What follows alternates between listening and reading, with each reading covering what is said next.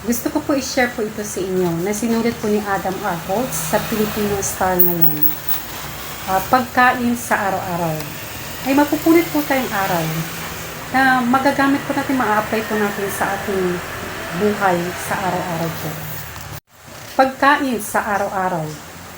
Patuloy ang isang pagsumikap dahil sa ito ang layunin ni Jesus nang tawagin ako.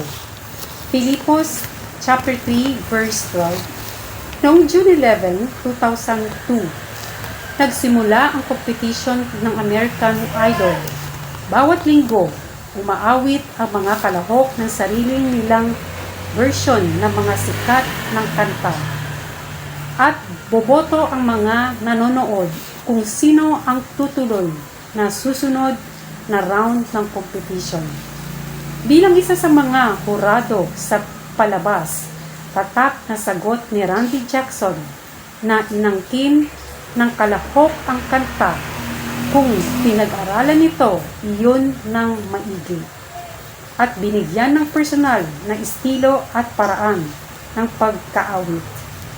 Ibig sabihin, malikhain inangkin na nito ng buo ang kanta at saka inihandog sa mundo habang naroon sa entablado.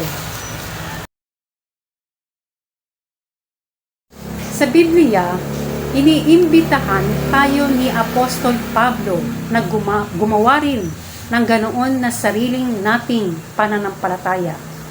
Sa Filipos 3, tinatanggihan niya ang mga pagtatangkang makuha ang tamang katayuan sa Diyos.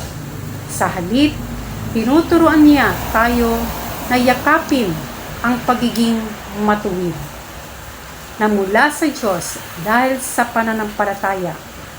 Ang regalo ng kapatawaran at katubusan ang nagbabago ng ating motibasyon at layunin. Sinuguro na ni Jesus ang ating tagumpay. Ang trabaho na lang natin ay panghahawakan ang katotohanan niyan. Isaloob ang regalo ng magandang balita ng Diyos at ipamuhay ito sa gitna ng bigong mundo. Dapat angkinin natin ang ating pananampalataya at patuloy na sundin ang mga katotohanan na tutunan na natin. Yun lang po. Maraming po salamat.